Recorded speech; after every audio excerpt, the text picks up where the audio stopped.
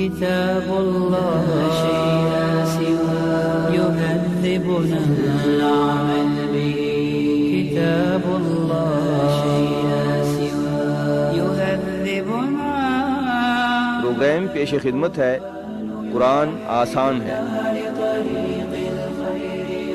مفتی محمد اسماعیل تورو سے قرآن پاک سیکھنے کی سعادت حاصل کرتے ہیں. Recording engineer Wajid Mahmood. پیشکش اظہر نیاز. قرآن آسان ہے. هو معجزة الله الكبرى عن سر الكون يحدثنا الله تعالى أنزله ورسول الله معلمنا.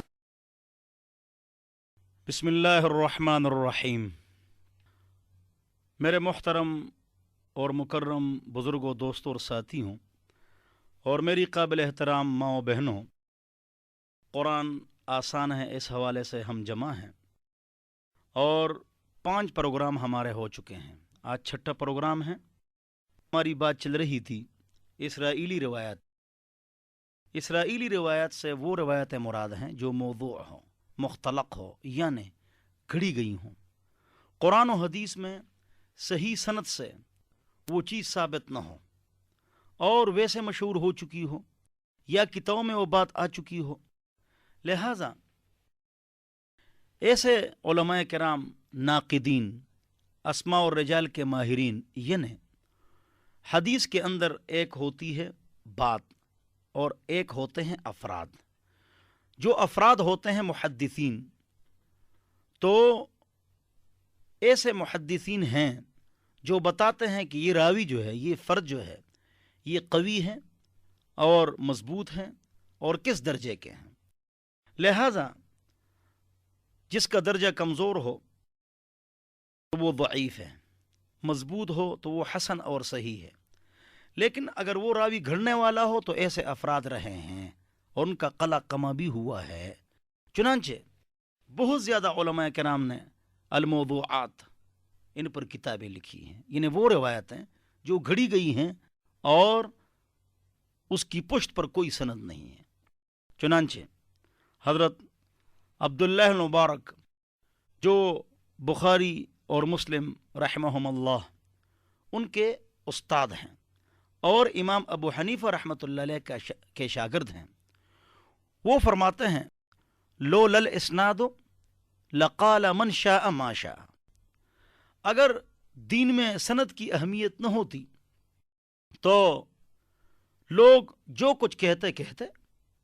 دین میں سند کی اہمیت ہے، لہٰذا ہر آدمی کے قول پر اعتبار نہیں جب تک اس کا سلسلہ سند وہ ٹھیک نہ ہو. لولا الاسناد لقال من شاء ما شاء.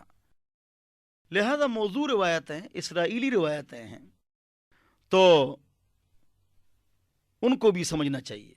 جامع ازہر سے ایک بہت بڑے ڈاکٹر صاحب نے اس پر پی ایچ ڈی بھی کی ہے عربی میں، اور علامہ ملا علی قاری رحمۃ اللہ علیہ نے اس پر باقاعدہ کتاب بھی لکھی ہے. اس طرح علامہ البانی نے بھی اس پر کتاب لکھی ہے. بہت سارے علماء کرام نے ان موضوعات پر کتابیں لکھی ہیں کہ ایسی حدیث یا تفسیر میں ایسی کوئی بات جو بے سند ہو، غلط ہو اور اڑائی گئی ہو، تو ایسی باتیں ہوئی ہیں اور اس کا قلع کما ہوا ہے. میں آپ کو ایک بات بتاتا ہوں.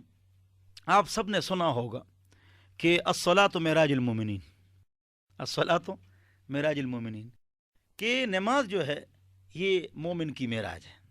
یعنی اکثر آپ سنتے ہوں گے کہ حضور اکرم صلی اللہ علیہ وسلم نے فرمایا کہ نماز مومن کی معراج ہے. اب پوری دنیا میں کسی حدیث میں یہ حدیث نہیں ہے، یعنی ہے ہی نہیں. اب پوری دنیا میں مشہور ہے، ہر آدمی کی زبان پر ہے، لیکن یہ حدیث نہیں ہے. علامہ راضی رحمۃ اللہ علیہ نے تفسیر کبیر میں نقل فرمایا ہے کہ نماز جو ہے یہ مومن کی معراج ہے. گویا کہ ایک مقولہ ہے، ایک بات ہے، پیارے حبیب محمد مصطفیٰ صلی اللہ علیہ وسلم کی حدیث نہیں ہے.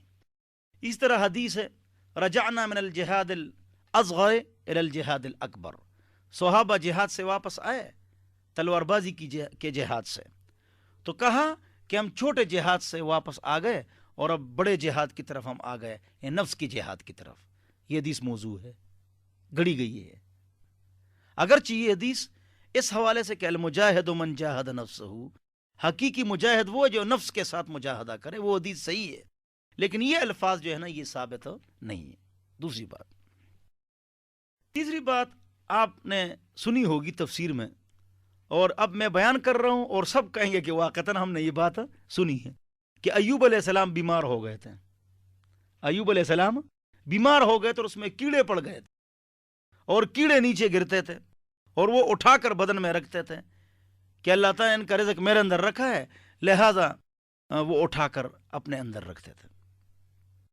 جواب یہ کہ نبی علیہ السلام کو اللہ تعالیٰ ایسا نہیں بناتے ہیں کہ لوگ ان سے گھن محسوس کریں، لہذا یہ روایت موضوع ہے، گھڑی گئی ہے۔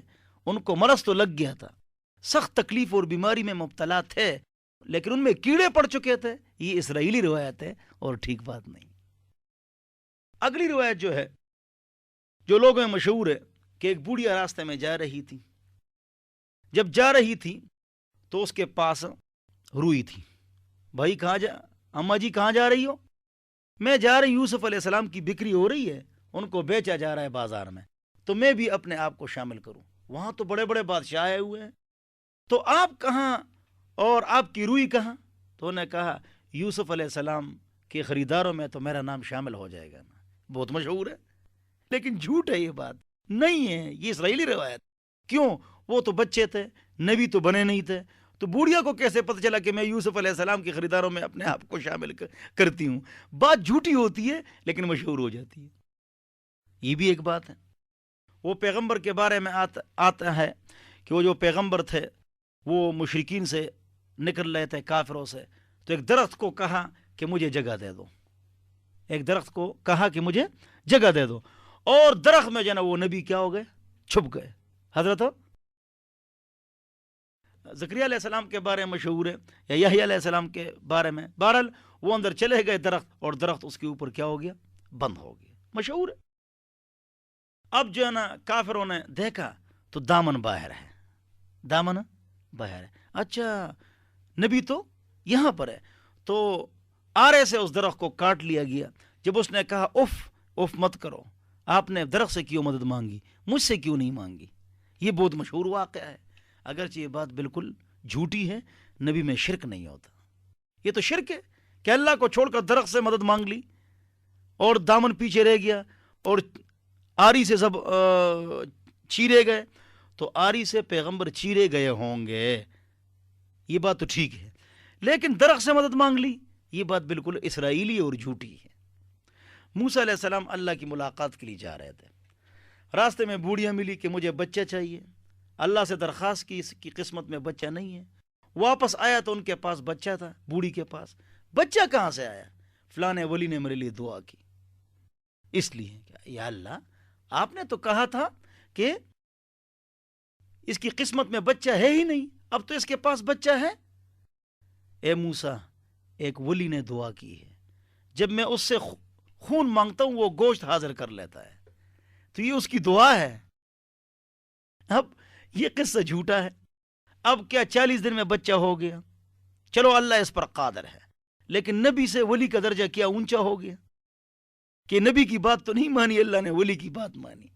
تو ایسی باتیں ہیں جو غلط مشہور ہو جاتی ہیں اور اس کا حقیقت کے ساتھ کوئی تعلق نہیں ہوتا، اس کو کہتے ہیں اسرائیلی روایت۔ نوح علیہ السلام نے کشتی بنائی، جب کشتی بنائی تو خشکی پر بنائی، لوگ مذاق اڑانے لگ گئے، جب مذاق اڑانے لگ گئے تو لوگوں نے اس میں بڑا پیشاب شروع کر دیا، مشہور ہے۔ پھر لوگوں کو خارش لگ گئی، وہی گند اپنے اوپر لگاتے تھے، یہاں تک کہ کشتی صاف ہو گئی۔ یہ جھوٹ ہے، بالکل جھوٹ ہے، یہ اسرائیلی روایت ہے، ایسی بات بالکل نہیں ہوئی ہے۔ اور یہ جو جدید تعلیم یافتہ ساتھی ہیں وہ کنفیوز میں مبتلا ہو جاتے ہیں، کنفیوژن ہو جاتی ہے ان کو کہ بھئی ہم کہاں جائیں، یہ کیا ہے، یہ باتیں تو عقل نہیں لیتی، اگرچہ وہ بات کیا ہوتی ہے؟ اسرائیلی ہوتی ہے، یعنی موضوع ہوتی ہے، اور وہ بات گڑی ہوئی ہوتی ہے اور حقیقت کے ساتھ اس کا تعلق نہیں ہوتا ہے۔ اس وقت ہمارا جو موضوع ہے تفسیر میں موضوع اور اسرائیلی روایات، اس موضوع پر ہم بات کر رہے ہیں، لیکن اگر تھوڑی سی بات ہٹا کر کچھ اور باتیں بھی کریں جو لوگوں میں مشہور ہیں اور شریعت کا اس کے ساتھ کوئی تعلق نہیں ہے تو انشاءاللہ برا نہیں ہوگا، بلکہ لوگوں کو علم حاصل ہو جائے گا۔ وہ یہ ہے کہ بھائی اگر آنکھ پڑک جائے تو کوئی تکلیف ملنے والی ہے، اگرچہ آنکھ کے پڑکنے سے کچھ ہوتا نہیں ہے، اس سے کچھ نہیں ہوتا ہے۔ جوتا الٹا ہو جائے کوئی تکلیف آنے والی ہے، اگرچہ جوتا الٹا ہو جائے تو اس سے کچھ نہیں ہوتا ہے۔ اسی طرح فلانے دن کپڑے نہیں دھونے، فلانے دن کنگھی نہیں کرنی ہے، اور رات کو آپ نے جھاڑو نہیں لگانی ہے، اب یہ باتیں قرآن و حدیث میں نہیں ہے۔ اپنی طرف سے یہ باتیں مشہور ہو چکی ہیں، ہچکیاں لگ گئی ہیں، ہاں کوئی یاد کر رہا ہے، ایویں کون یاد کر رہا ہے؟ اپنی طرف سے ہتھیلی میں کھجلی ہو رہی ہے کہ کوئی پیسے آ رہے ہیں، کوئی پیسے نہیں آتے، ناخن سفید ہو گئے مال آ رہا ہے، کوئی مال نہیں آتا ہے۔ عورت کے سر سے دوپٹہ گر گیا تو وضو ٹوٹ گیا، نہ، دوپٹہ گرنے سے وضو ٹوٹتا نہیں ہے۔ اگر ایک آدمی کپڑے تبدیل کرے، چینج کر لے اور باوضو ہو تو اس کا وضو ٹوٹا نہیں، لوگ کہتے وضو ٹوٹ گیا۔ بال ناخن لے لیے، تیل لگا لیے، وضو ٹوٹا نہیں، اس سے وضو ٹوٹتا نہیں ہے۔ اسی طرح طوفان آیا کہ جھاڑو کو چارپائی کے پہیے کے نیچے رکھو تو طوفان رک جائے گا، اس سے کچھ نہیں ہوتا ہے۔ لوگوں میں مشہور ہے کہ 2 ڈھولیاں اکٹھی مت لاؤ، 2 ڈھولیاں اکٹھی مت لاؤ، اس سے نقصان ہوتا ہے۔ 10 ڈولیاں لاؤ، 10 بچے، 10 کی اکٹھی شادی کرو، کوئی بری بات نہیں ہے۔ لوگوں میں مشہور ہے کہ 2 عیدوں کے درمیان شادی مت کرو، کہاں لکھا ہوا ہے قرآن حدیث میں؟ اپنی طرف سے یہ باتیں لوگوں نے گھڑی ہیں، یعنی آپ شادی کر سکتے ہیں 2 عیدوں میں بھی، اور 2 ڈولیاں بھی لا سکتے ہیں اپنے بچوں کے لیے، شریعت میں کوئی قباحت اور ممانعت نہیں ہے۔ اگر کوئی آدمی گم ہو جائے، کہتے ہیں قرآن کا جو غلاف ہوتا ہے اس میں آٹا رکھ کے چوکاٹ کے ساتھ لٹکا لو تو آدمی واپس آ جائے گا، اگرچہ اس کی شریعت میں کوئی حیثیت نہیں ہے۔ قرآن گر جائے تو کہتے ہیں کہ اس جتنا آٹا تقسیم کرو، قرآن قصدن کوئی نہیں گراتا ہے، غلطی سے گر جاتا ہے، اللہ سے معافی مانگ لی جائے۔ اس کے وزن کے برابر آٹا تقسیم کرنا نہ قرآن میں، نہ حدیث میں ہے، نہ کہیں پر ہے، لیکن لوگوں نے یہ باتیں اپنی طرف سے بنائی ہوئی ہے۔ کوے نے کراں کراں کر لیا، خط آ رہا ہے، مہمان آ رہا ہے، کوے کے کراں کراں سے کچھ نہیں ہوتا ہے۔ اسی طرح کہتے ہیں کہ رات کو اگر الو بولا یا بلی جو نہ روئی یا کسی پرندے نے آواز دے دی تو کوئی مصیبت آئے گی، اگرچہ پاک پیغمبر محمد مصطفیٰ صلی اللہ علیہ وسلم کا ارشاد ہے، بخاری مسلم کی روایت ہے، لا سفر، سفر کے مہینے میں کوئی نحوست نہیں۔ اب کہتے ہیں کہ بھائی سفر کے مہینے میں اوپر سے جنات اترتے ہیں، لنگڑے لولے، اور وہ تکلیفیں وہ جنات پہنچاتے ہیں۔ اگرچہ سفر کے مہینے میں جنات اترتے ہیں تو کیا یہ کروڑوں جنات ادھر ادھر نہیں ہوتے ہیں؟ وہ تو روزانہ موجود ہوتے ہیں، ہر جگہ موجود، اور جنات کسی کو کچھ بھی نہیں کہہ سکتا۔ جنات میں کیا طاقت ہے؟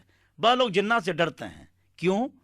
بعض کافر ہے، بعض مسلمان ہے، جو مسلمان ہے وہ ہمارے جیسے ہیں، جس طرح ہم گڑبڑ کرتے ہیں وہ بھی گڑبڑ کرتے ہیں۔ ان کے پاس غیب کا علم نہیں ہے، ان کے پاس نہ کوئی طاقت ہے، نہ ان سے کوئی ڈرنے کی ضرورت ہے۔ قبرستان میں نہیں سوؤں گا، قبرستان میں نہیں جاؤں گا رات کو، اگرچہ حضور اکرم صلی اللہ علیہ وسلم کی ایک حدیث کے مطابق قبرستان امن کی جگہ ہے، یہ حضور کی حدیث ہے۔ مجھے قبرستان لے جاؤ، رات کو سو جاؤں گا، 1 سیکنڈ میں سو جاؤں گا، مجھے ڈر لگتا ہی نہیں ہے۔ ڈر لگنا کس سے ہے؟ اللہ سے ہے۔ جنات کچھ نہیں کر سکتے ہیں، عامل کچھ نہیں کر سکتے ہیں، سب کچھ کرنے والی ذات کس کی ہے؟ اللہ کی ہے۔ تو میں آپ کو بتا رہا تھا کہ لوگوں میں یہ بات مشہور ہے، یہ باتیں مشہور ہیں کہ اگر یہ ہو جائے تو اس طرح ہوگا، اگرچہ ہوتا کچھ نہیں ہے۔ ایک عورت ہے وہ حاملہ ہے، اگر سورج یا چاند گرہن ہو جائے کہتے ہیں کہ عورت کو باہر نہیں نکلنا چاہیے، نہ کھجلی کرنی چاہیے اور نہ کچھ کاٹنا چاہیے، ورنہ اس سے بچے پر برے اثرات ہوتے ہیں، اگرچہ یہ نہ قرآن میں ہے اور نہ حدیث میں ہے۔ کھڑے ہو کر کنگھی نہیں کرنی چاہیے، بیٹھ کر نہیں کرنی چاہیے، کھڑے ہو کر شلوار نہیں پہننی چاہیے، بیٹھ کر نہیں پہننی چاہیے، یہ تمام باتیں فضول ہیں۔ اس کا مطلب یہ کہ شریعت کے ساتھ کوئی تعلق نہیں ہے۔ پاک پیغمبر کا بخاری مسلم میں ارشاد ہے، فرماتے ہیں کہ لا سفر، سفر کے مہینے میں کوئی نحوست نہیں۔ آج کل آپ دیکھتے ہیں کہ سفر کے مہینے میں لوگ جو ہے نا پتہ نہیں کیا کچھ کرتے ہیں، ہاں کیا کچھ کرتے ہیں. اگرچہ یہ ہے سفر المظفر، کامیابی والا مہینہ، اور ہم نے اس کو منحوس مہینہ شمار کر دیا. اب بخاری مسلم کی روایت ہے لا سفر، سفر کے مہینے میں نحوست نہیں. اب ایک غلط حدیث جو میسج میں بھی چلتی ہے، میسیجز میں اکثر جو حدیثیں ہوتی ہیں اور جو باتیں ہوتی ہیں وہ جھوٹی ہوتی ہیں. اس کو فارورڈ کرنے کی ضرورت نہیں ہے، اور اس کو ڈیلیٹ کرنے میں گناہ بھی نہیں ہے. ڈیلیٹ کرنے میں گناہ بھی نہیں ہے. من بشرنی بمرور سفر بشرتہ بالجنہ، جس نے مجھے یہ خوشخبری دی کہ سفر کا مہینہ گزر گیا تو میں اس کو جنت کی خوشخبری دوں گا. یہ جھوٹ ہے، ایسی حدیث ہے ہی نہیں. یا ربیع الاول کا مہینہ جو مجھے اس کی خوشخبری سنائے گا میں اس کو جنت کی خوشخبری سناؤں گا. یہ حدیثیں نہیں ہیں، یہ موضوع ہیں، یہ گھڑی گئی ہیں، یہ باتیں غلط ہے. لا سفرا، بخاری مسلم کی روایت ہے کہ سفر کے مہینے میں کوئی نحوست نہیں. ولا حامتا، رات کو الو کا بولنا کچھ نہیں، کوے کا بولنا کچھ نہیں، بلی کا رونا کچھ نہیں، کتے کا بھونکنا کچھ نہیں ہے. یہ وہمیات ہے، توہمات ہے، سائیکالوجی امراض ہے، غلط باتیں ہیں جو ہم میں مشہور ہو چکی ہیں. لا سفر ولا حامت ولا طیرہ ولا عدوہ، امراض خود بخود یہ متعدی نہیں ہوتے ہیں. اور نہ پرندے اڑانا کہ دائیں طرف اڑ جائیں تو سفر پر جائیں گے، اور اگر بائیں طرف اڑ جائے تو سفر پر نہیں جائیں گے. ایسی بات قرآن و حدیث میں نہیں ہے. تو اللہ تعالی ہم سب کو یہ وہمیات سے بچائے، اسرائیلیات سے بچائے، جھوٹی موضوع روایت ہے، اور وہمیات سے بچائے. وآخر دعوانا ان الحمد للہ رب العالمین. كتاب الله شيء لا سوى يهذبنا العمل به. كتاب الله شيء لا سوى يهذبنا. ابھی آپ پروگرام سن رہے تھے قرآن آسان ہے. مقرر تھے Mufti Muhammad Ismail Toru, recording engineer Wajid Mahmood, editing Sikandar Ali, پیشکش اظہر نیاز.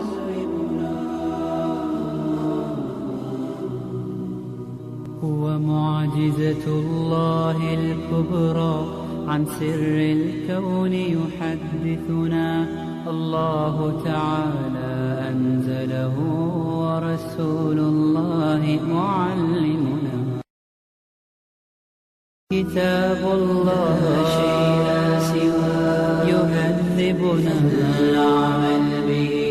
كتاب الله شيء لا سوى يهذبنا. پروگرام پیش خدمت ہے قرآن آسان ہے. مفتی محمد اسماعیل طورو سے قرآن پاک سیکھنے کی سعادت حاصل کرتے ہیں. ریکارڈنگ انجینئر واجد محمود، پیشکش اظہر نیاز. قرآن آسان ہے. هو معجزة الله الكبرى عن سر الكون يحدثنا. الله تعالى أنزله ورسول الله معلمنا. بسم اللہ الرحمن الرحیم. قرآن آسان ہے، اس حوالے سے ہم بیٹھے ہیں. گزشتہ درس میں آپ حضرات نے اسرائیلی روایت کے متعلق تفصیلی بیان سن لیا تھا کہ تفسیر اور حدیث میں ایسی روایتیں جو گھڑی گئی ہیں اور ان کو نکالا بھی جا چکا ہے، اور حضرات علماء کرام نے باقاعدہ اس پر کتابیں بھی لکھی ہیں، اور وہ کتابیں آ بھی چکی ہیں. تو اس پر تفصیلی درس، اس کی تعریف، مثالیں، اور اس حوالے سے عمومی طور پر جو لوگوں میں نفسیاتی اور وہمیاتی غلط باتیں مشہور تھیں، اس حوالے سے بھی آپ حضرات کے سامنے درس ہوا تھا. آج جو ہمارا درس ہے تو اس کا تعلق جو ہے وہ وحی، عقل اور خواہش، ان تین باتوں پر ہم نے بات کرنی ہے. تو وحی کیا ہے، عقل کیا ہے، اور خواہش کیا ہے؟ اس حوالے سے آپ حضرات کے سامنے بات کرنی ہے۔ تو وحی کا لغوی معنی ہے اشارہ، اور اصطلاح میں اللہ رب العزت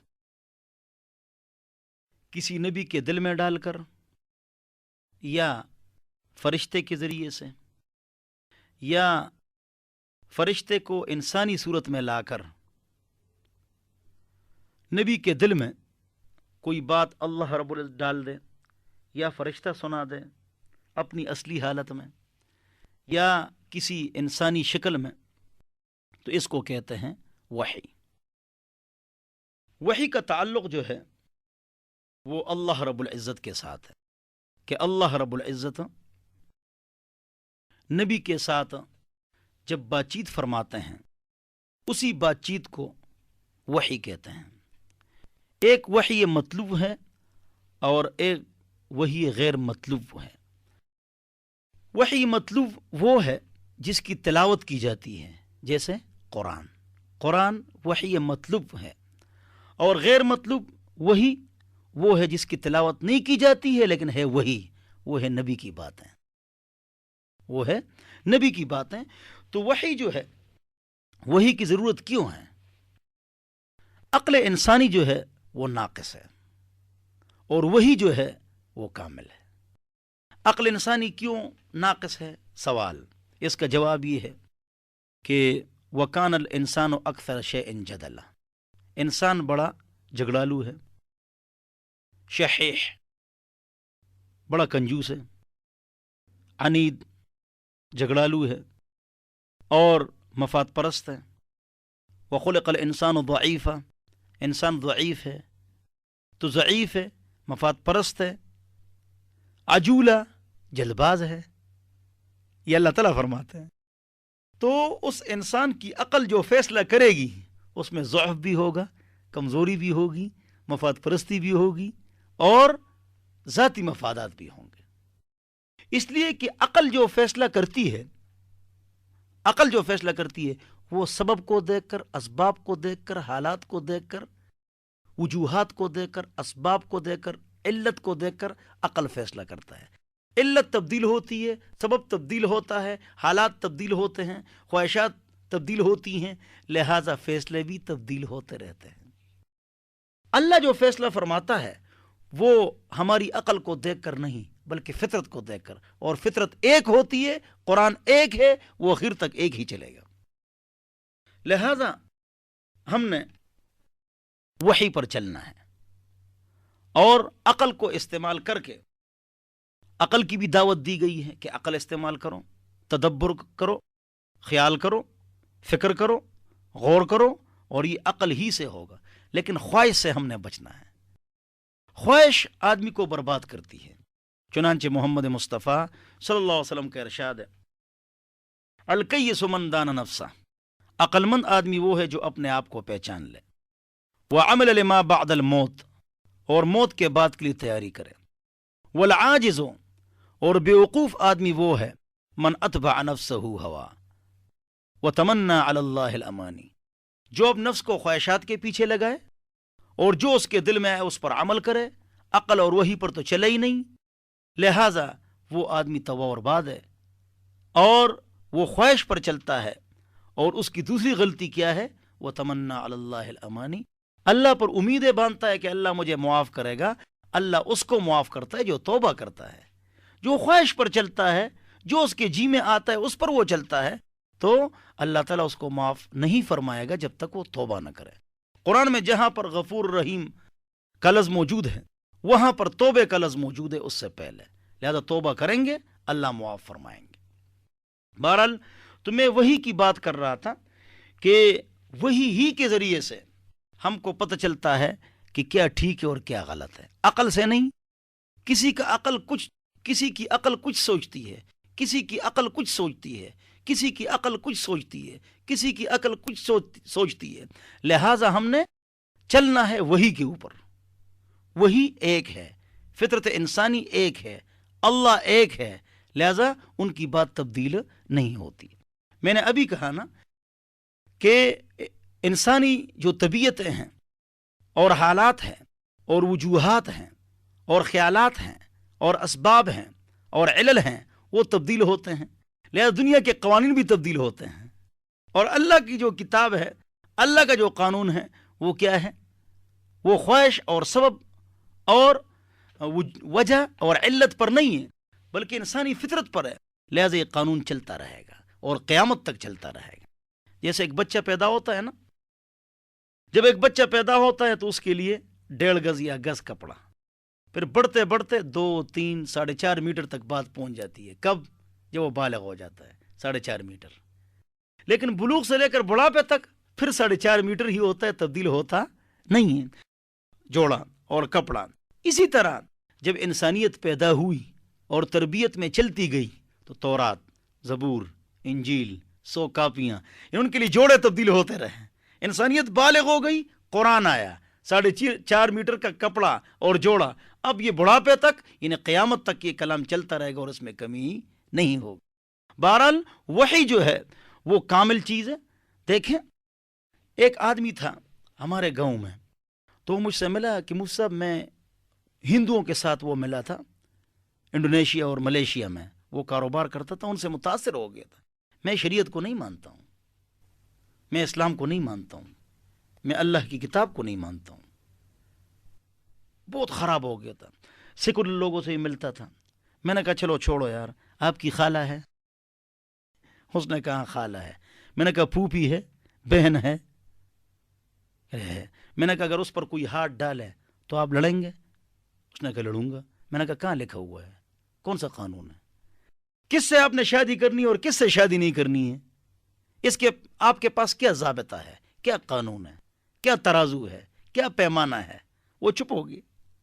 میں نے کہا آپ کے والد کا انتقال ہوا، قرآن اور شریعت تو کہتی ہے کہ 6 حصص 12 افراد پر تقسیم کرنے ہیں، 8 عورتیں اور 4 مرد ہیں۔ 6 حصص 12 افراد پر تقسیم کرنے ہیں، 8 عورتیں ہیں اور 4 مرد ہیں۔ اللہ تعالیٰ نے ان کا باقاعدہ نام لیا ہے، 8 عورتوں کا اور 4 مردوں کا، کہ ان کو آپ نے میراث دینی ہے۔ اب آپ کے والد کا انتقال ہوا، آپ شریعت کو نہیں مانتے، میراث کس طرح تقسیم کریں گے؟ کس طرح تقسیم کریں گے؟ میراث کی تقسیم کا طریقہ آپ کے پاس کیا ہے؟ ویسے یورپ اور امریکہ ہر جگہ میں ہے، قرآن و حدیث سے چوری شدہ ہے۔ تو خلاصہ یہ ہے کہ ہماری جو شریعت ہے وہ کیا ہے؟ کامل اور مکمل ہے، اور شریعت جو ہے وہ پوری ہے، اور عقل کی بات تبدیل ہو سکتی ہے، خواہش کی بات تبدیل ہو سکتی ہے، لیکن شریعت کی بات تبدیل نہیں ہوتی ہے اور وہ اپنی جگہ پر قائم رہتی ہے۔ تو وحی جو ہے وہ اللہ تعالیٰ کی طرف سے پیغام، نبی کے نام۔ کس طرح؟ نمبر 1، حضور اکرم صلی اللہ علیہ وسلم نے فرمایا کہ میری طرف وحی ہوتی ہے تو اللہ تعالیٰ میرے دل میں کسی آیت کو نقش فرما دیتے ہیں، میں خود بخود سمجھ جاتا ہوں اور وہ آیت جو ہے وہ میرے دل میں آ جاتی ہے۔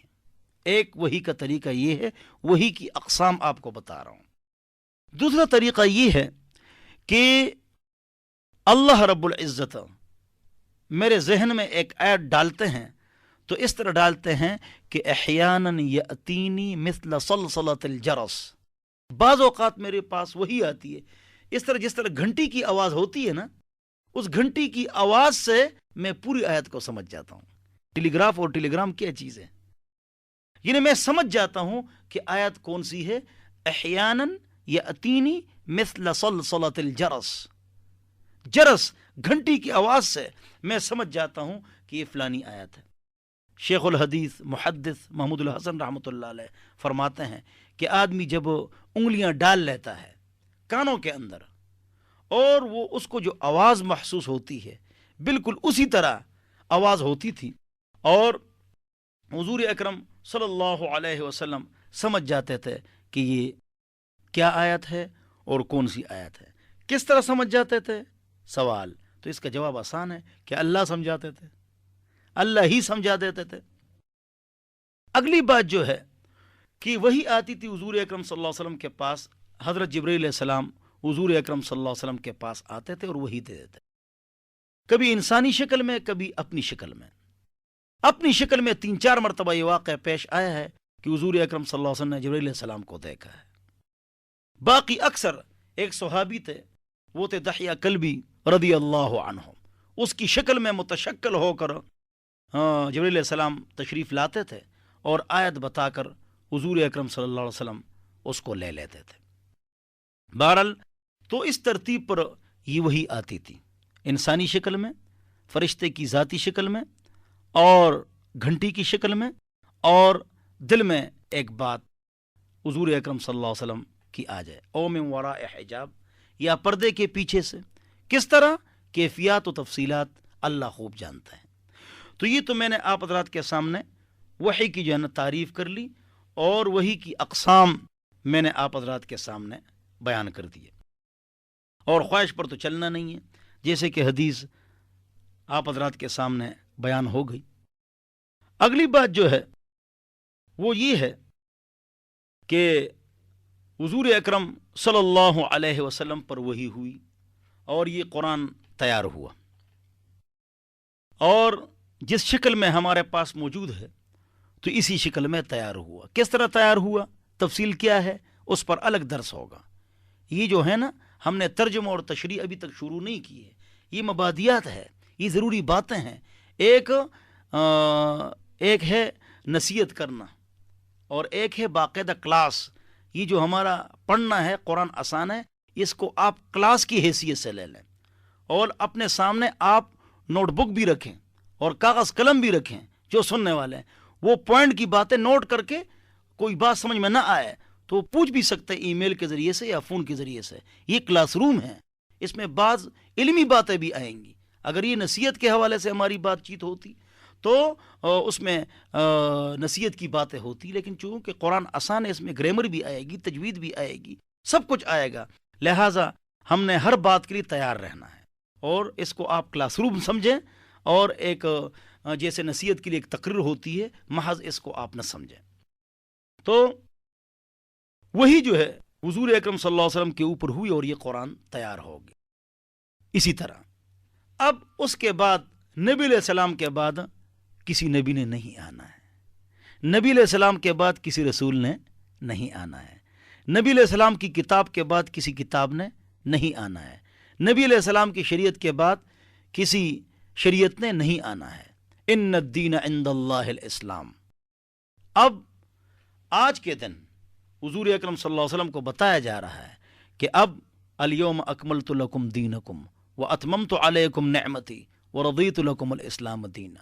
حضور اکرم صلی اللہ علیہ وسلم کے انتقال سے 83 دن پہلے بتایا گیا، اور یہ آیت اتری کہ آج کے دن دین مکمل ہو گیا، نعمت تام ہو گئی، اور اسی دین پر میں آپ کے لیے راضی ہوں۔ اور ان الدین عند اللہ الاسلام، اللہ کے ہاں جو مقبول دین ہے وہ صرف اور صرف اسلام ہے۔ ومن یبتغی غیر الاسلام دینا فلن یقبل منہ، جو اسلام کے علاوہ کوئی اور دین تلاش کرے گا اس سے وہ قبول نہیں ہے۔ وآخر دعوانا ان الحمدللہ رب العالمین۔ كتاب الله لا سوى يهذبنا العمل به، كتاب الله لا سوى يهذبنا۔ ابھی آپ پروگرام سن رہے تھے قرآن آسان ہے، مقرر تھے Mufti Muhammad Ismail Toru, recording engineer Wajid Mahmood, editing Sikandar Ali, پیشکش اظہر نیاز۔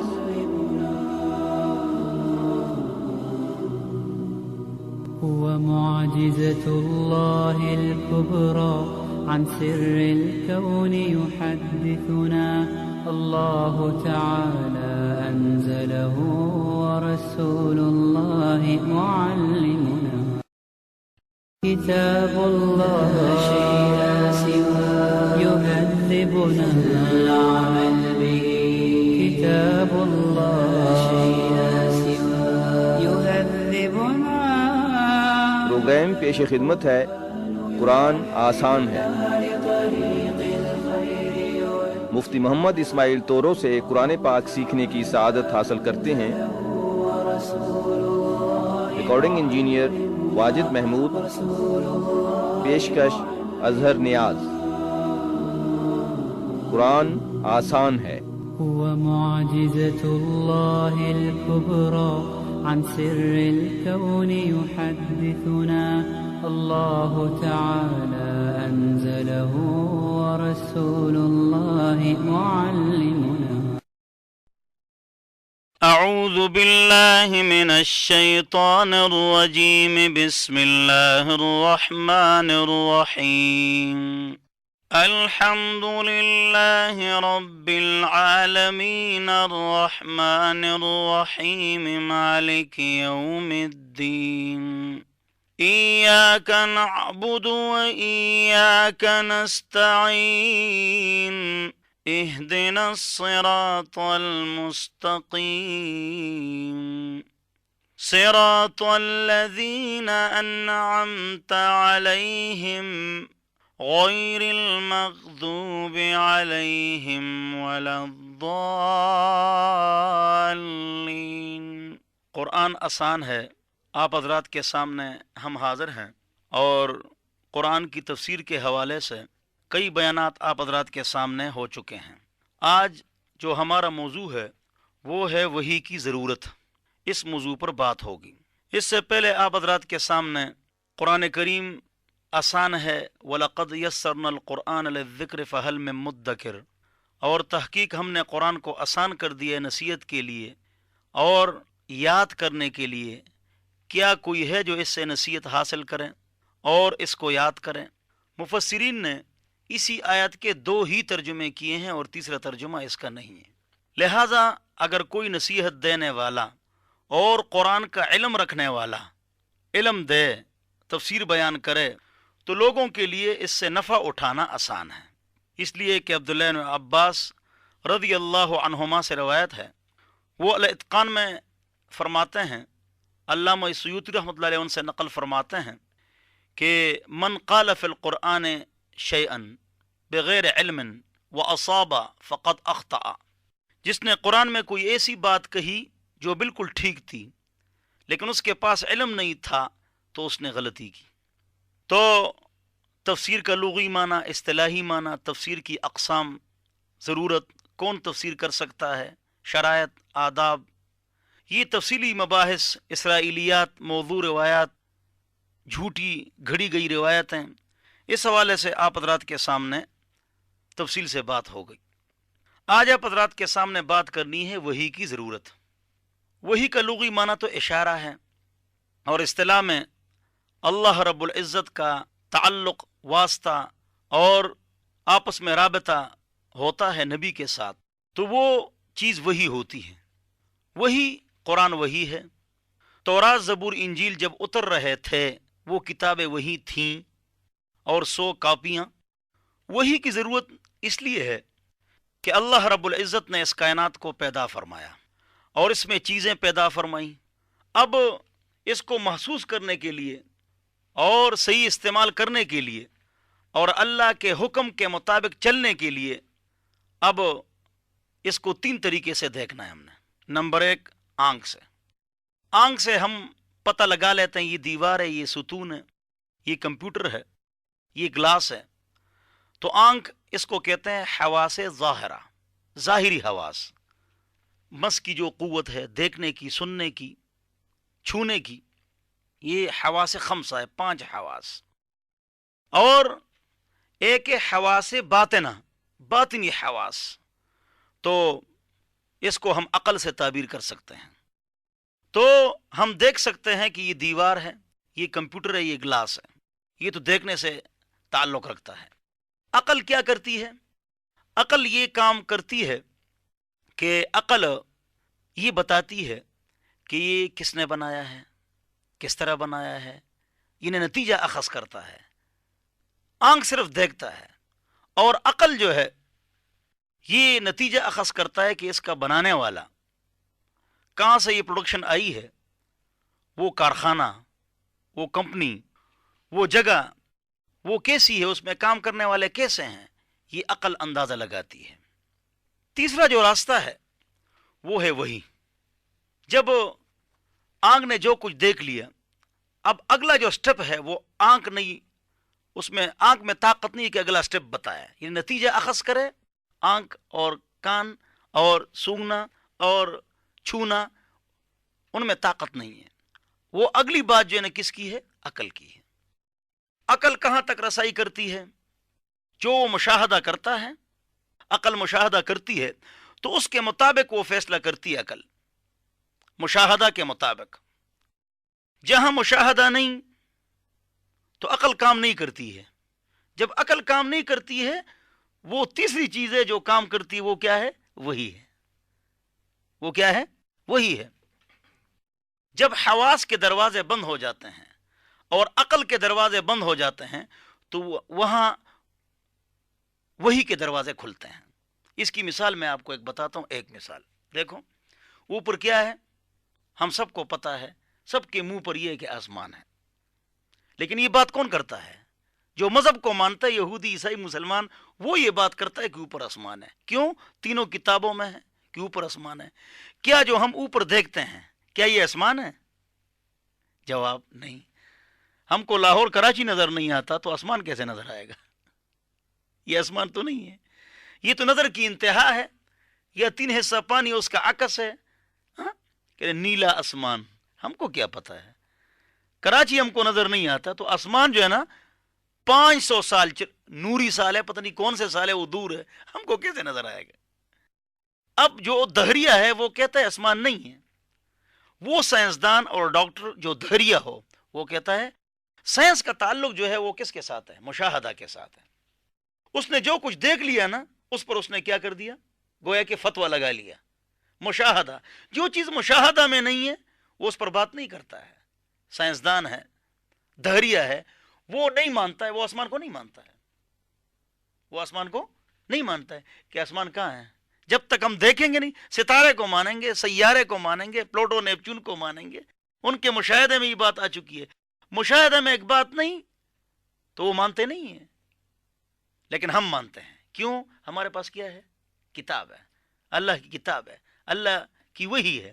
اس سے ہم کو کون بتاتا ہے؟ نبی. نبی کو کون بتاتا ہے؟ اللہ. تو ہم ایک فیصلہ کرتے ہیں کہ اوپر 7 آسمان ہے، نظر کچھ نہیں. نیچے اچھا 7 زمینیں ہیں، کہاں ہیں وہ؟ من الارض مثلہن، قرآن. آسمان 7، زمینیں 7، کون سی ہیں؟ کیا تفصیل ہے؟ تو وہی کی ضرورت کہ وہی کہاں کام آتی ہے وہ میں آپ کو بتا رہا تھا. اس کی میں آسان مثال بھی آپ کو دیتا ہوں.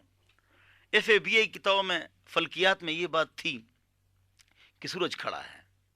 سورج کھڑا ہے اور یہ سیارے عطارد، مریخ، مشتری، پلوٹو، نیپچون، یہ تمام جو ہے اس کے ارد گرد 2 چکر کاٹتے ہیں. ایک اپنے مدار میں اور ایک لٹو کی طرح. 2 چکر ہے نا، ہر سیارے کے 2 چکر، ایک مدار میں اور ایک لٹو کی طرح. ہاں، یہ اللہ تعالیٰ کا کمال ہے کہ ہم لٹو کی طرح بھی گھوم رہے ہیں اور مدار میں بھی، لیکن پن گرتا نہیں ہے، پیالہ ہلتا نہیں ہے. ہاں، اللہ اکبر. تو سورج کیا ہے؟ کھڑا ہے. FABI کتابوں میں اور زمانے سے یہی سائنس، یہی بات. قرآن میں کیا ہے؟ سورہ یاسین میں والشمس تجری، سورج چلتا ہے. اب جب یہاں پر جو فلکیات والے اساتذہ اور پروفیسر ہوتے تھے کہ قرآن میں ہے کہ سورج چلتا ہے جبکہ سورج کھڑا ہے، سیارے اس کے ارد گھومتے ہیں، یہ قدیم سائنس تھی. تو اب قرآن کی اس آیت کا کیا مطلب ہے؟ تو مسلمان نیک پروفیسر تو بس خاموش ہو جاتے تھے. لیکن جو بے دین ہوتے تھے کہ بھائی سائنس ہے، اس کا تعلق مشاہدہ کے اوپر ہے، سورج کھڑا ہے. کتابوں میں، ہماری سبجیکٹ کتابوں میں یہ بات تھی. اب جدید پھر تحقیق ہو گئی. کیا تحقیق ہو گئی؟ 1920 سے پہلے کہ ہر سیارہ 2 چکر لگاتا ہے، ایک اپنے مدار میں اور ایک لٹو کی طرح. لیکن سورج 3 چکر لگاتا ہے. سورج کتنے چکر لگاتا ہے؟ 3 چکر لگاتا ہے. ایک مدار اس کا اپنا بھی ہے اور لٹو کی طرح بھی. اور نمبر 3 نصر ایک ستارہ ہے، اس کے قریب قریب ہوتا جا رہا ہے. 3 چکر ثابت ہو گئے.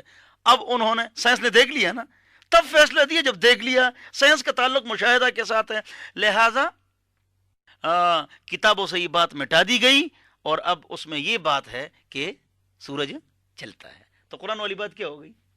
ٹھیک ہو گئی اور درست ہے، تو پکی بات ہے. دیکھو جب محمد مصطفیٰ صلی اللہ علیہ وسلم پر یہ آیت اتری وَجَعَلْنَا لَكُمْ فِيهَا مَعَائِشَ، کہ ہم نے اس زمین کے اندر آپ کے لیے رہن سہن کے اسباب رکھے ہیں. رہن سہن کے، یہ اللہ نے فرمایا 1400 سال پہلے. رہن کے سہن کے اسباب کہاں ہیں؟ زمین میں ہیں. یہ پاک رب نے فرمایا.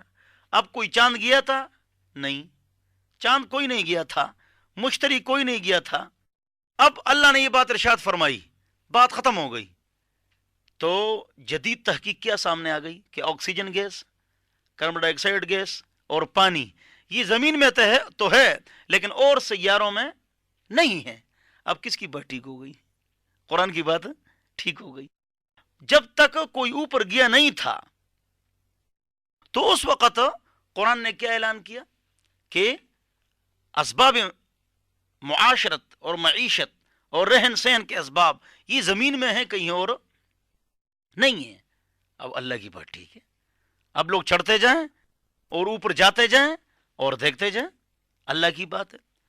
قرآن میں اللہ تعالیٰ فرماتے ہیں کہ جب آگ میں جہنمیوں کو ڈالا جائے گا، آگ میں جہنمیوں کو ڈالا جائے گا تو جب ان کے چمڑے جل جائیں گے، بدلنا جلودن غیرہا لیذوقوا العذاب، تو ہم ان کے چمڑے تبدیل کر دیں گے. کیوں چمڑے کیوں تبدیل کر فرمائیں گے اللہ؟ اس لیے لیذوقوا العذاب، تاکہ یہ لوگ عذاب کو چکھ لیں اور محسوس کریں. اب اس سے کیا بات معلوم ہو گئی کہ دماغ کو جو شریانیں یہ بات بتاتی ہے کہ یہ گرم ہے اور یہ ٹھنڈا ہے، تو یہ شریانیں اور رگیں اور باریک نسیں یہ کہاں پر ہے؟ چمڑے کے اندر ہے. اگر انسان سے چمڑا اتارو اور اس کے بعد اس کو کوئی بھی تکلیف دے دو جلانے کی، اس کو تکلیف نہیں ہوگی. اب یہ بات 1400 سال پہلے کی ہے، لیکن پاک رب نے ارشاد فرمائی بدلنا جلودن غیرہا لیذوقوا العذاب. اس طرح بہت ساری باتیں ہیں. ہم مطلب یہ کہہ سکتے ہیں یہ جو زمین ہے، آپ کو یہ بات معلوم ہے کہ زمین جو ہے اس کے 4 حصے کرو تو 3 حصے کیا ہے؟ پانی ہے اور 1 حصہ خشکی ہے. عجیب بات کہ قرآن میں البحر کا جو لفظ ہے وہ بھی 3 حصے استعمال ہوا ہے، اور البر خشکی کا جو لفظ ہے وہ 1 حصہ استعمال ہوا ہے. البحر کو قرآن میں جمع کرو تو 70% کے قریب بن جائے گا، لیکن البر یہ 30% جو ہے نا، لفظ 30% استعمال ہے. البر والبحر واقعتاً وہی کیا ہے؟ وہی کی اہمیت میں آپ کو بتا رہا تھا. یوم کس کو کہتے ہیں؟ دن کو. سال میں کتنے دن ہیں؟ 365. قرآن میں یوم کا لفظ 365 مرتبہ ہے. اگرچہ یہ لاکھوں تفسیروں میں یہ بات نہیں ہے، یہ کمپیوٹر کی مدد سے یہ چیز جو ہے نا کیا کی گئی ہے، نکالی گئی. مثلا آپ کمپیوٹر میں جائیں اور ونڈو کھولیں اور ان پیج میں قرآن کھولیں اور پھر کنٹرول ہوم آپ کلک کریں، پھر آپ لکھیں کیا چیز؟ شہر. مہینے کو کیا کہتے ہیں؟ شہر. تو جب آپ کنٹرول ہوم کر لیں اور پھر کنٹرول ایف کر لیں، کنٹرول ایف کے بعد آپ لکھ لیں شہر، الشہر مہینہ، تو پھر کلک کرتے جائیں انٹر کو، تو جب 12 مرتبہ آپ کلک کر لیں گے تو قرآن کے اندر شہر کا لفظ جو ہے، مہینے کا لفظ جو ہے وہ 12 مرتبہ استعمال ہے. اگرچہ یہ بات کسی تفسیر میں نہیں ہے، کہیں پر نہیں ہے. دنیا جتنی ترقی کرتی جاتی ہے تو قرآن کی حقانیت سامنے آتی جاتی ہے، لیکن بات قرآن کی تعریف کی نہیں ہے، عمل کی ہے. اللہ مجھے اور آپ کو عمل کی توفیق عطا فرمائے. ہم جتنی بھی تعریف کریں اللہ ہم سب کو سمجھ عطا فرمائے. بہرحال میں آپ کو بتا رہا تھا اس طرح قرآن ہے، یہ وہی جو ہے یہ اہم چیز ہے. اس موضوع پر میں بات کر رہا ہوں. رحمان کا معنی ہے دگنی رحم کرنے والی ذات. اللہ دنیا میں رحمانیت کو ظاہر فرماتے ہیں، کافر کو بھی دیتے ہیں، مسلمان کو بھی، ٹھیک. اور اللہ تعالیٰ آخرت میں رحمانیت کو ظاہر نہیں فرمائیں گے، رحیمیت کو ظاہر فرمائیں گے، سنگل رحم کرنے والی ذات. کافر کی پٹائی ہے، مسلمان کے مزے ہیں، وہ رحیمیت ہے یا رحمانیت ہے. قرآن میں آپ رحیم کو دیکھ لیں تو رحیم کا لفظ قرآن میں 57 مرتبہ استعمال ہے اور رحمان کا لفظ 114 مرتبہ استعمال ہے. 57 ضرب 2 مساوی 1/114. اب اندازہ لگائیں کہ رحیمیت کا لفظ جس میں سنگل مہربانی ہے وہ 57 استعمال ہو، جس میں ڈبل مہربانی ہے رحمان یہ لفظ 114 مرتبہ استعمال ہے. تو وہی کی اہمیت کی میں بات کر رہا تھا. اگلے درس میں اس پر اور بھی بات ہوگی. وآخر دعوانا ان الحمدللہ رب العالمین. كتاب الله شيء لا سوى يهذب يهذبنا العمل به كتاب الله يهذبنا. ابھی آپ پروگرام سن رہے تھے قرآن آسان ہے. مقرر تھے Mufti Muhammad Ismail Toru, recording engineer Wajid Mahmood, editing Sikandar Ali, پیشکش اظہر نیاز.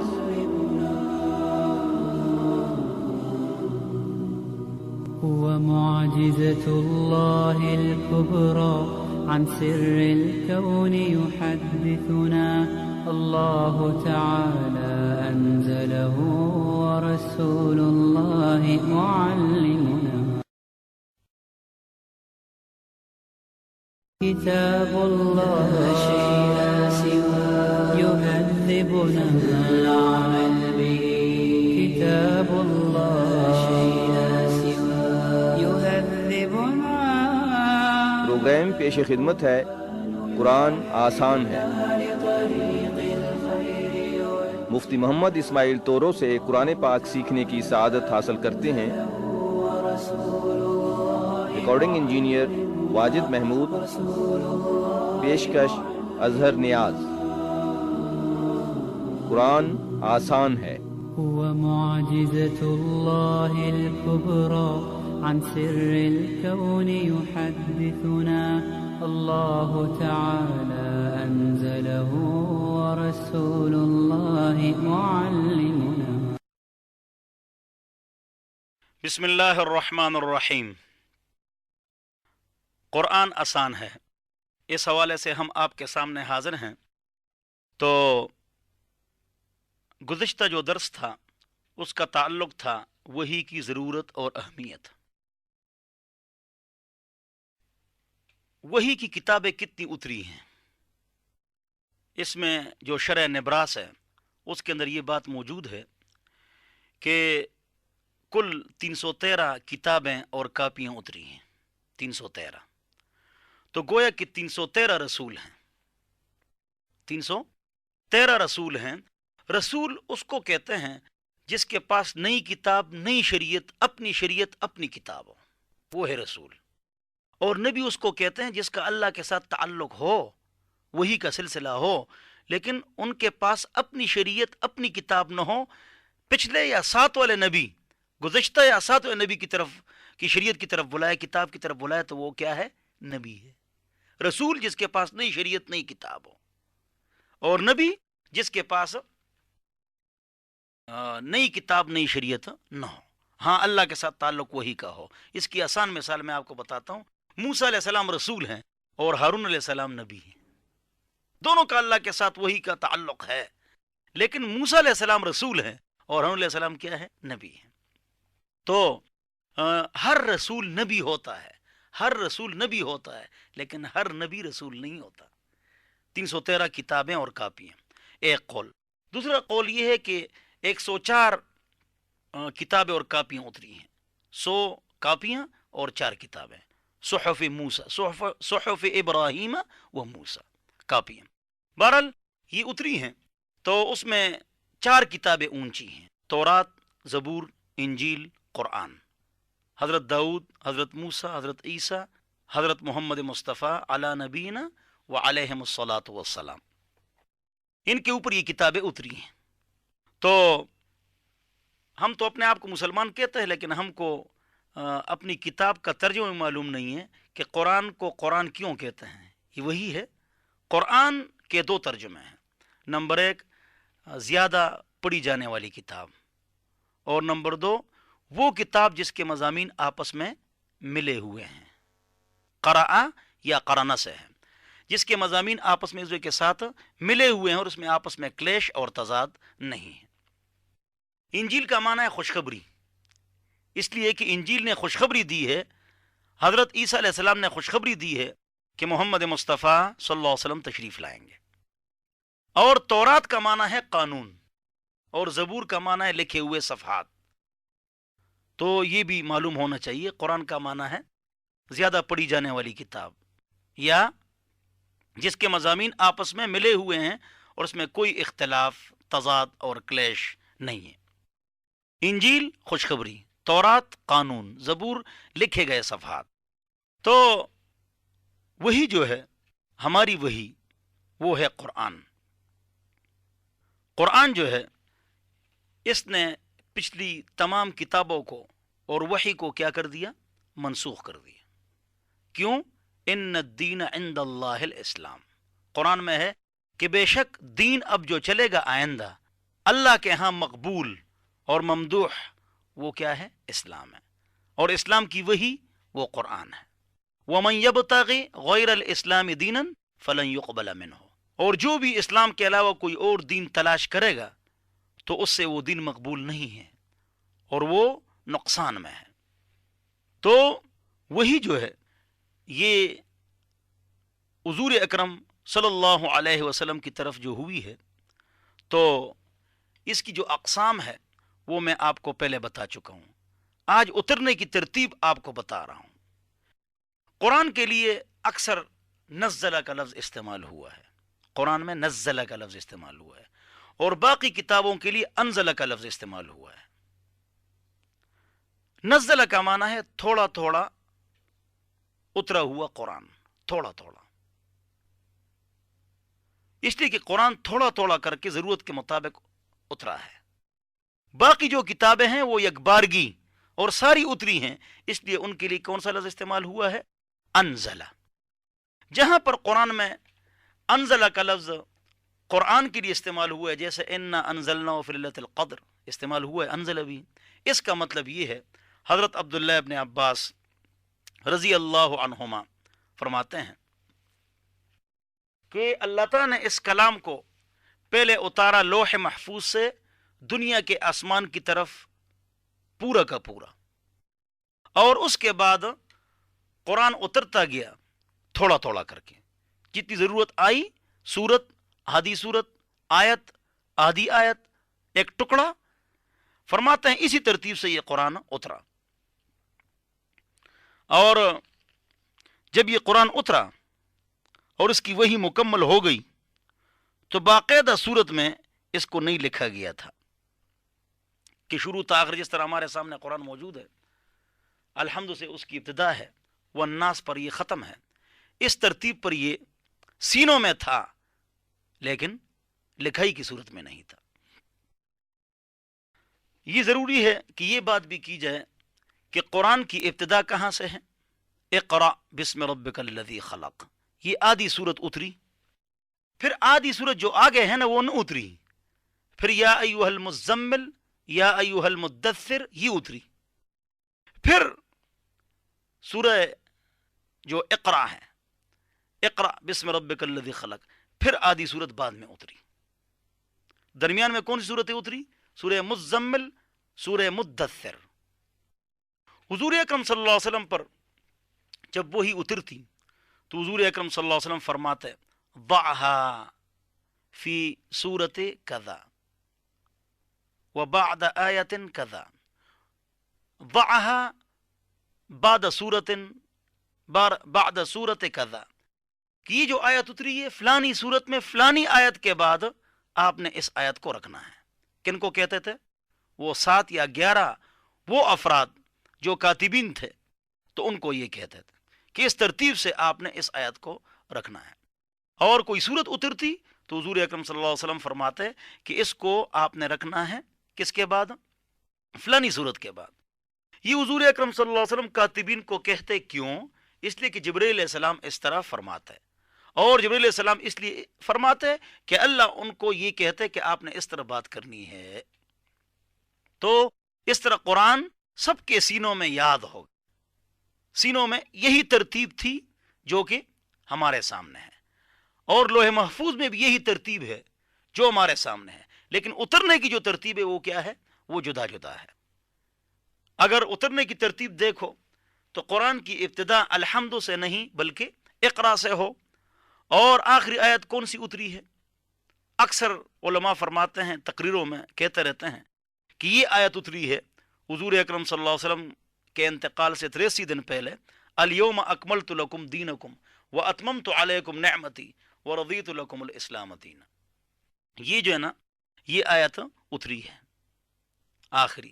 لیکن صحیح بات یہ ہے کہ سورہ نساء کی آخری جو آیت ہے کلالہ والی، کلالہ کی میراث، یہ نہیں وہ آدمی جس کا انتقال ہو جائے، نہ اس کے اصول ہو اور نہ فروع، نہ والدین ہو اور نہ بچے، تو اس کی میراث کس طرح تقسیم ہوگی؟ یہ آخری آیت اتری ہے۔ تو قرآن کی ابتدا اقرا سے ہو اور اختتام یستفتونک ادھر سے ہو، اس پر ہو، لیکن قرآن کی ابتدا جو ہے الحمد سے ہے اور اختتام جو ہے وہ الناس پر ہے۔ کیوں؟ یہ وہ ترتیب ہے جو کہ لوح محفوظ کی ہے، اور اترنے کی ترتیب جو ہے وہ کیا ہے؟ جدا جدا ہے۔ پھر اگلی بات جو ہے وہ بہت ضروری ہے کہ وہ بیان کی جائے کہ مکی اور مدنی صورتوں کی پہچان کیا ہے۔ ہم کس طرح پہچانیں کہ یہ مکی ہے اور یہ مدنی ہے، اور اس کی تعریف کیا ہے؟ تو تمام جگہوں پر اس کی تعریف غلط کی جاتی ہے، حتیٰ کہ ریڈیو میں بھی جو صبح قرآن کا ترجمہ اور تلاوت آتی ہے صوت القرآن، تو اس میں بھی غلط بتاتے ہیں۔ میں نے ایک مرتبہ ان کو خط بھی لکھا، انہوں نے وہ بات ٹھیک بھی کی، پھر اب غلط سناتے ہیں۔ اور لوگوں کے ذہنوں میں بھی یہی ہے کہ مکی اس کو کہتے ہیں جو کہ مکہ میں اتری ہو، اور مدنی اس کو کہتے ہیں جو کہ مدینہ میں اتری ہو۔ یہ سب کہتے ہیں، یہ غلط ہے۔ یہ تعریف جو ہے نا کیا ہے؟ غلط ہے کہ مکی صورت وہ ہے جو مکہ میں اتری ہو، یہ بات غلط ہے۔ مدنی صورت وہ ہے جو مدینہ میں اتری ہو، یہ بات غلط ہے۔ صحیح بات یہ ہے کہ مکی صورت وہ ہے جو ہجرت سے پہلے اتری ہو، جہاں بھی اتری ہو۔ مدنی صورت وہ ہے جو ہجرت کے بعد اتری ہو، چاہے جہاں بھی اتری ہو۔ یہ تعریف ہے۔ کیوں؟ دلیل دیکھو، اذا جاء نصر اللہ والفتح ورأیت الناس يدخلون فی دین اللہ افواجا۔ اب یہ جو سورہ نصر ہے یہ کہاں اتری ہے؟ مکہ میں اتری ہے۔ مکہ مکرمہ میں حضور تھے صلی اللہ علیہ وسلم کی یہ صورت اتری۔ جاؤ اس کے اوپر لکھا ہوا ہے مدنی، تو یہ تو مکہ میں اتری ہے۔ اوپر لکھا ہوا ہے کیا؟ مدنی۔ یہ مدنی صورت ہے، اس لیے کہ حضور مکہ آئے تھے، ہجرت کے بعد مکہ تشریف لائے تھے، 4 عمرے حضور نے کیے ہیں اور 1 حج کیا ہے، تو مکہ تشریف لائے تھے اور وہاں پر یہ صورت اتری، مکے میں اتری، لیکن اس کے باوجود اس کے اوپر لکھا ہوا ہے مدنی، اس لیے کہ وہ ہجرت کے بعد اتری ہے۔ تو مکی اور مدنی تعریف یہ ہے کہ مکی وہ ہے جو ہجرت سے پہلے اتری ہے، اور مدنی وہ ہے جو ہجرت کے بعد اتری ہے۔ اس کو درست کرنا چاہیے اس بات کو۔ اگلی بات یہ ہے کہ مکی اور مدنی آیتوں کی اور صورتوں کی پہچان کیا ہے، تو اس کا جواب یہ ہے کہ پہلی پہچان تو یہ ہے کہ مکی صورتوں میں اکثر یہ ہوتا ہے یا ایھا الناس، یا ایھا الناس، اے لوگو، اور مدنی صورتوں میں اکثر یہ ہوتا ہے یا ایھا الذین آمنوا۔ جہاں ہو یا ایھا الذین آمنوا وہ اکثر مدنی صورتیں ہوں گی، یا ایھا الناس وہ مکی صورتیں ہوں گی۔ 1 2 دوسری نشانی یہ ہے جہاں جن آیتوں میں شرک پر رد ہے اور توحید کا بیان ہے اور قیامت کا ذکر ہے اور اس میں بلاغت اور فصاحت کی انتہا ہے، تو وہ آیتیں کیا ہیں؟ مکی ہیں۔ توحید، شرک کی نفی، بتوں کی نفی اور فصاحت و بلاغت، تو جن آیتوں میں یہ ہو تو وہ مکی آیتیں ہیں۔ اسی طرح آپ کو معلوم ہوگا کہ حضور اکرم صلی اللہ علیہ وسلم نے زیادہ محنت عقیدے پر کی ہے کہ اس میں توحید آ جائے اور شرک اس سے نکل جائے۔ زیادہ محنت اس پر ہوئی ہے، 13 سال اس پر محنت ہوئی ہے کہ عقیدے میں توحید آ جائے اور اس سے شرک نکل جائے۔ اس لیے بخاری شریف کی روایت ہے، محمد مصطفیٰ صلی اللہ علیہ وسلم کا ارشاد ہے، ان لکل نبی دعوۃ مستجابۃ، ہر نبی کی ایک دعا قبول ہوتی ہے، فتعجل کل نبی دعوتہ، ہر نبی نے وہ دعا کر لی اور فارغ ہو گئے اور دعا قبول ہو گئی، لیکن وَإِنِّ اخْتَبَأْتُ دَعْوَتِي شَفَاعَةً لِأُمَّتِي يَوْمَ الْقِيَامَةِ مَن لَا يُشْرِكُ بِاللَّهِ شَيْئًا، میں نے وہ دعا نہیں کی، انتقال کر جاؤں گا، اللہ کے در پر کھڑا ہو جاؤں گا اور اپنی امت کے لیے شفاعت اور سفارش کروں گا۔ شفاعتی لأہل الکبائر، جو کبیرہ گناہوں والے ہیں ان کے لیے میں شفاعت کروں گا، مشرک اور کافر کے لیے شفاعت نہیں، گناہوں پر شیخیاں اور اترانے والا ان کے لیے شفاعت نہیں، وہ گناہگار جو اپنے گناہوں پر نادم ہو ان کے لیے شفاعت ہے۔ شفاعت نبی محمد مصطفیٰ صلی اللہ علیہ وسلم ہے۔ اللہ ہم سب کو پیارے حبیب محمد مصطفیٰ صلی اللہ علیہ وسلم کی شفاعت نصیب فرمائے۔ سفارش، شفاعت، حضور فرماتے ہیں میں شفاعت کروں گا اور اللہ میری بات مانیں گے، لیکن شرط یہ ہے من لا یشرک باللہ شیئا، جو اللہ تعالیٰ کے ساتھ کسی کو شریک نہیں ٹھہرائے گا اس کے لیے میری شفاعت کارگر ہے، اور جس میں شرک ہے نا تو اس کے لیے میری شفاعت کارگر نہیں ہے۔ شرک کیا ہے اس کو بھی سمجھنا چاہیے۔ جب حضور نے 13 سال شرک کے خلاف کام کیا ہے تو ہم کو بھی چاہیے کہ شرک کو ہم سمجھیں نا۔ ہاں، اگر آپ بت کے سامنے سجدہ کریں تو یہ شرک ہے، اگر آپ ایک زندہ بزرگ کے سامنے صبح و شام سجدہ کریں تو یہ شرک ہے، اور اگر آپ کسی قبر کے سامنے سجدہ کریں تو یہ شرک ہے، چاہے بت کے سامنے ہو یا انسان کے سامنے ہو روزانہ صبح و شام، یا وہی بزرگ انتقال کر جائے اس کے سامنے ہو، یہ کیا ہے؟ شرک ہے۔ تو اللہ تعالی ہم سب کو شرک سے محفوظ فرمائے، شرک سے اپنے آپ کو بچانا ہے۔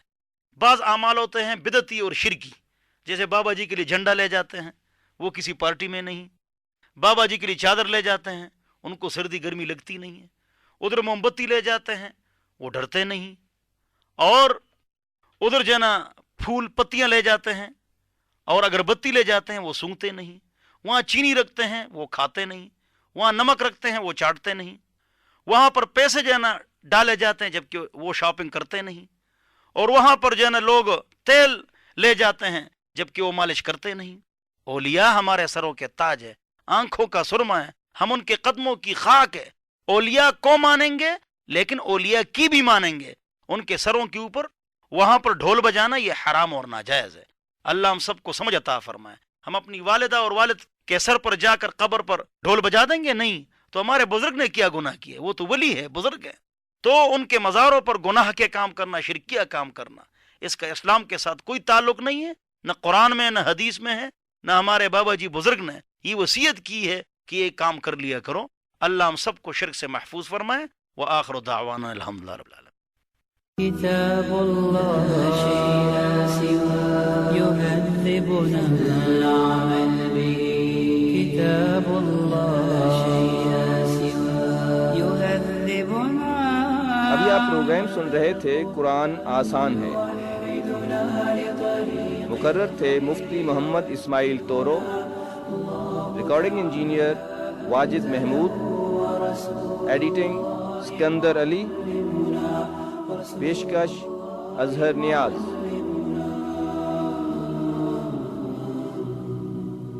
هو معجزة الله الكبرى عن سر الكون يحدثنا، الله تعالى أنزله ورسول الله معلم